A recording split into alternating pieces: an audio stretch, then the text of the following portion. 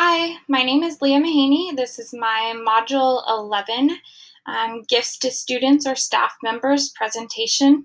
Before I get started, I have to tell you that these webcam interview things are not my cup of tea, so just bear with me. All right. A rule of thumb that I learned after reading this chapter is when you're thinking about buying a gift, you want to think about, does the item leave the school when the teacher transfers or terminates? Is that item going to be for personal use or for classroom use? Depending on what your answer to that question is, depends on what fund that gift is going to come out of.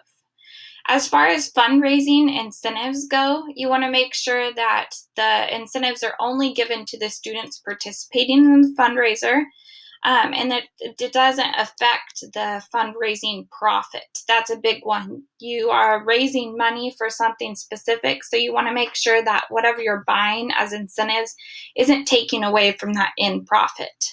The items also need to be age appropriate, and they need to be bought with the money raised by that student group. So don't be pulling money from another student group's fundraiser to give incentives to these students.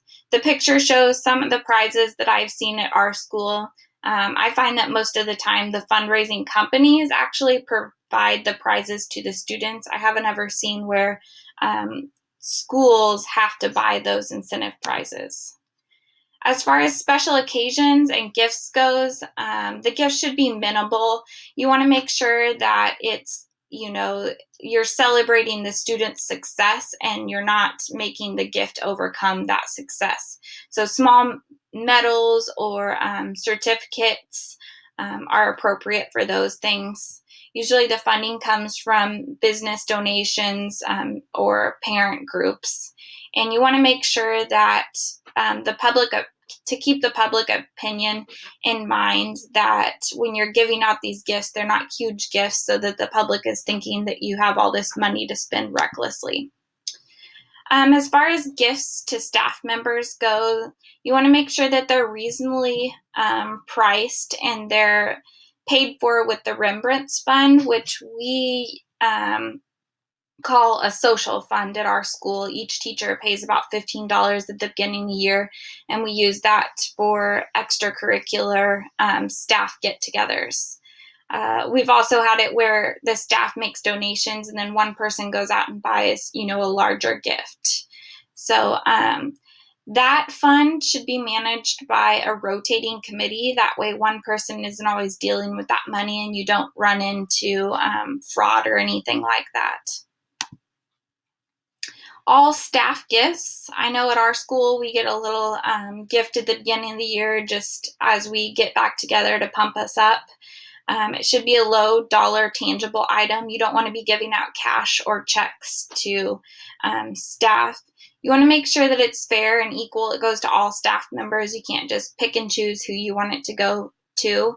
And it's usually paid for by PTO or staff vending machines, or also that activity fund that I talked about earlier.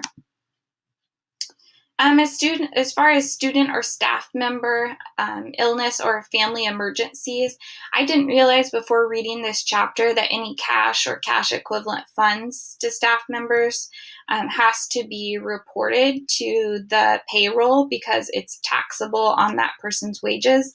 Not exactly sure how I feel about that because that person is in a bind as far as an illness or a family emergency.